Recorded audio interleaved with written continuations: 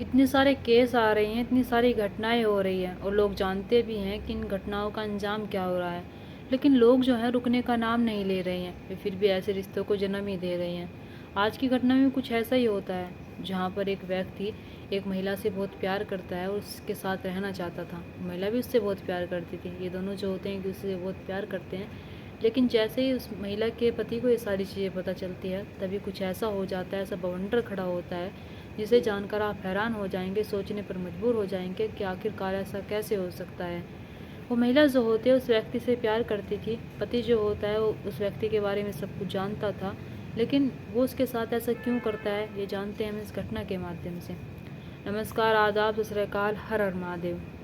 मेरा नाम रूपा है और आज की यह घटना राजस्थान प्रदेश का एक जिला लगता है नागौर और यहीं का एक थाना लगता है भवांडा और इसी थाने के अंतर्गत एक गांव आता है भटनोखा।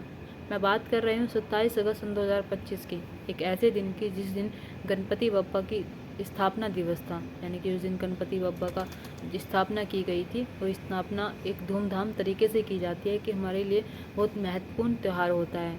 ऐसे ही 27 अगस्त सन 2025 को यहाँ का रहने वाला एक व्यक्ति जिसका नाम मुकेश गावरा होता है, मुकेश जो होता है वो अपने माँ बाप से कहकर जाता है कि मैं गणपति बप्पा की स्थापना करवाने जा रहा हूँ, फंक्शन में जा रहा हूँ। परिवार के जो लोग होते हैं वे कहते हैं कि ठीक है।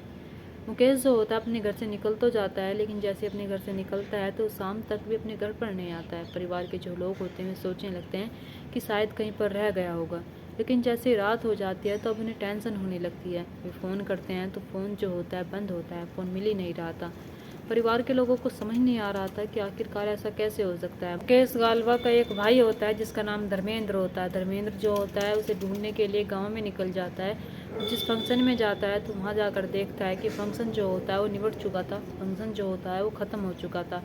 इधर धर्मेंद्र जो होता है अपने भाई को हर जगह ढूंढने की कोशिश करता है। वो हर जगह फ़ोन करता है, उसके दोस्तों को फ़ोन करता है, अपनी रिश्तेदारियों में फ़ोन करता है, लेकिन कहीं भी मुकेश गालवा जो होता है वो नहीं जाता है। इधर माँ बाप का बुरा बुरा हाल हो जाता है रोकर।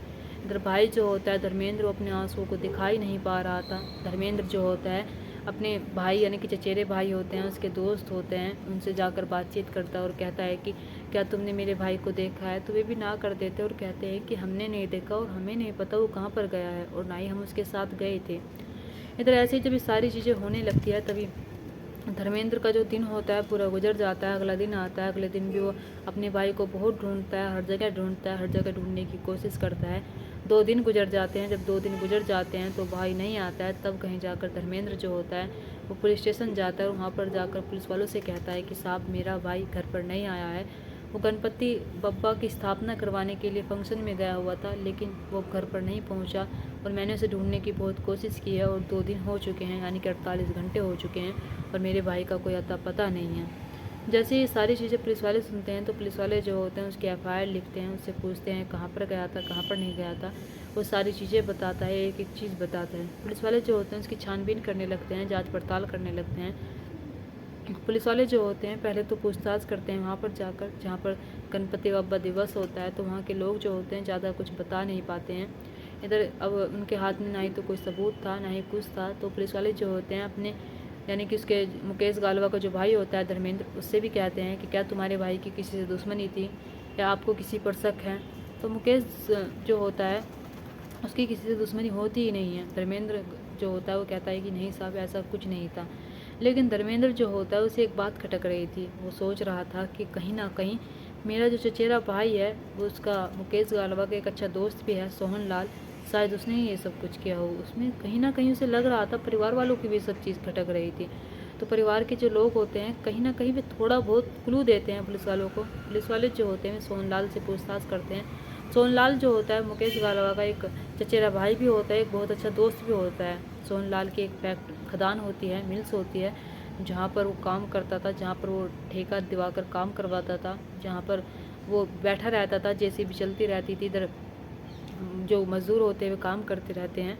पुलिस वाले जो होते हैं वहाँ पर जाते हैं, वहाँ पर जाने के बाद से पूछताछ करते हैं। तो सोनलाल जो होता है वो कहता है कि नहीं साहब मैंने नहीं देखा है और मैंने भी उसे ढूंढने की कोशिश की है, तो पता नहीं वो कहाँ पर चला गया।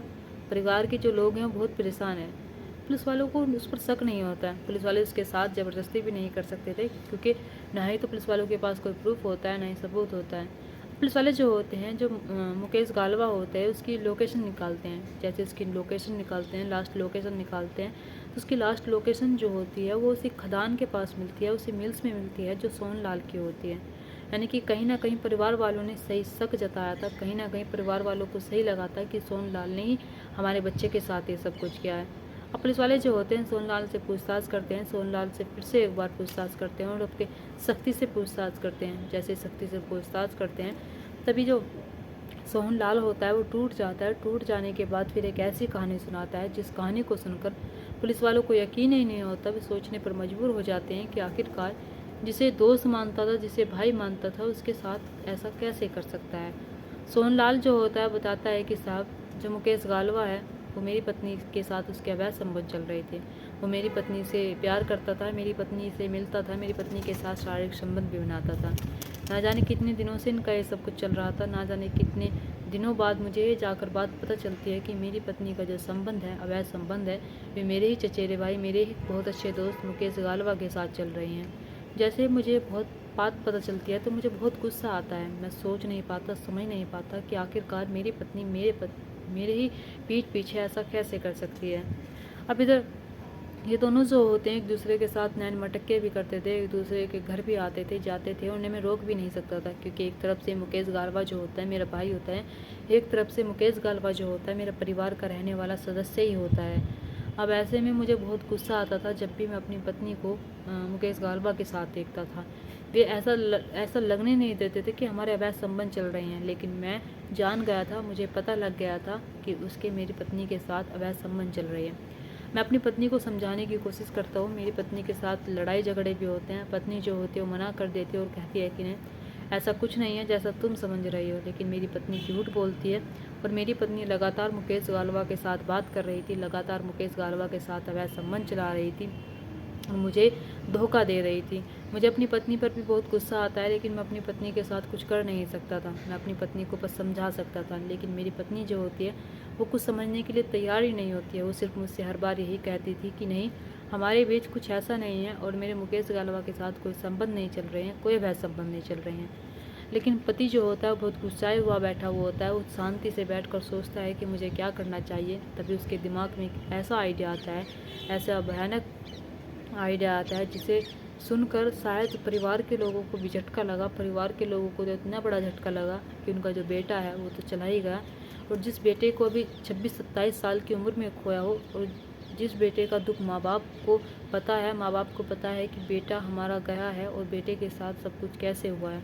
अब पुलिस वाले उससे पूछते हैं कि तुमने उसे कैसे मारा और कैसे नहीं मारा। तभी सोनलाल जो होता है वो बताता है कि साहब, 27 अगस्त 2025 को मुकेश गालवा जो होता है वो स्थापना के लिए जाता है, यानी गणपति बप्पा की स्थापना के लिए जाता है, फंक्शन में जाता है। और जैसे वो वहाँ जाता है तो वो जैसे उधर से आ रहा था तभी मैं उससे मिलता हूँ। मिलने के बाद मैं उससे अपने खदान में लेकर आ जाता हूँ। जैसे मैं उसे अपने खदान में लेकर आता हूँ तभी मैं एक लोहे की रोड निकालता हूँ और मुकेश गालवा पर वार कर देता हूँ। जैसे मुकेश गालवा पर मैं वार करता हूँ तो मुकेश गालवा जो होता है उसकी मौके पर ही मौत हो जाती है। जैसे मौके पर मौत होती है तभी मैं जेसीबी से एक गड्ढा खोदता हूँ। गड्ढा खोदने के बाद उसे उसमें दफन कर देता हूँ 10 फीट गहरे गड्ढे में। अब पुलिस वालों को वाकई में जब ये सारी चीज़ें सुनते हैं तो उन्हें यकीन नहीं आ रहा था कि एक व्यक्ति की मानसिक स्थिति इतनी ख़राब कैसे हो सकती है कि उसका पत्नी की भी इतनी गलती होती है जितनी मुकेश गालवा की होती है। इधर पुलिस वाले जो होते हैं सोनलाल को उठाते हैं, उससे पूछते हैं कि तुमने मुकेश गालवा को कहाँ दफनाया है, कहाँ गड्ढा खोदा था और कहाँ पर नहीं। तो वो बताता है और बताने के बाद जैसे मुकेश गालवा को 6 से 7 दिन बीत चुके थे उसके बाद उसे निकाला जाता है तो वाकई में उसकी जो बदबू होती है बहुत आ रही थी। परिवार के जब लोगों को ये सारी बातें पता चलती है कि उनका बेटा भी इस दुनिया में नहीं रहा तो माँ जो होती है इसको तो पेट फाड़ फाड़ कर मर जाती है और कहती है कि मेरे बेटे के साथ ऐसा क्यों किया। जिस माँ बाप का 27 साल का एक नौजवान युवक गया हो, वाकई में उस माँ बाप का दर्द कोई नहीं जान सकता है। माँ बाप जब पता ही नहीं था कि सोहनलाल उनके बेटे के साथ ऐसा कर भी देगा, लेकिन उन्हें शक होता है। कहीं ना कहीं उन्हें भी सनक हो रही थी, उन्हें भी भनक सी हो रही थी कि उनके बेटे के साथ कुछ गलत हो चुका है।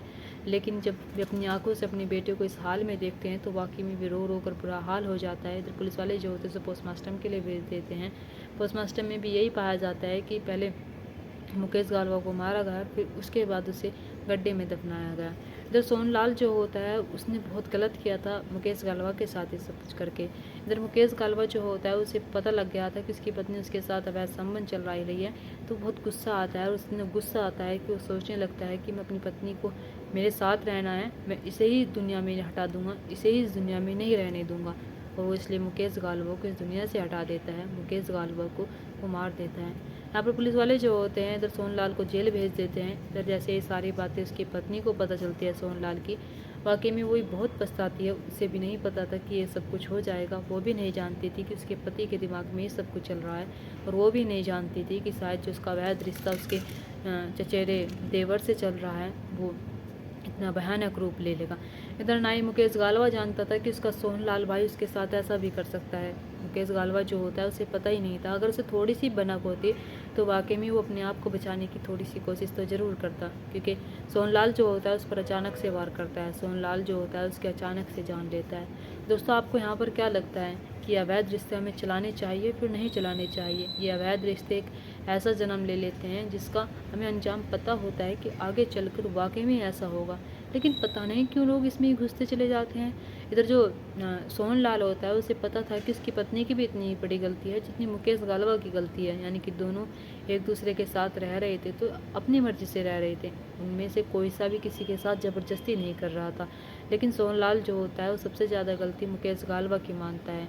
बाकी मुकेश गालवा जो होता है सोनलाल का एक अच्छा दोस्त होता है, सोनलाल का एक अच्छा भाई भी होता है, यानी कि चचेरा भाई होता है। लेकिन पता नहीं सोनलाल के हाथ थोड़े से भी कपकपाए नहीं होंगे जब उसने अपने भाई के साथ ये सब कुछ किया होगा। दोस्तों, आपको क्या लगता है? आप क्या कहेंगे इस घटना के बारे में, और सबसे बड़ी गलती किसकी है? कमेंट बॉक्स में कमेंट करके ज़रूर बताना। और दोस्तों, इस कहानी और घटनाओं को सुनाने का मकसद मेरा आपका दिल दुखाना नहीं था, आपको परेशान करना नहीं था, आपको घटना के बारे में बताना था, आपको सचेत करना था। आप अपने परिवार के साथ खुश रहिए। नमस्कार।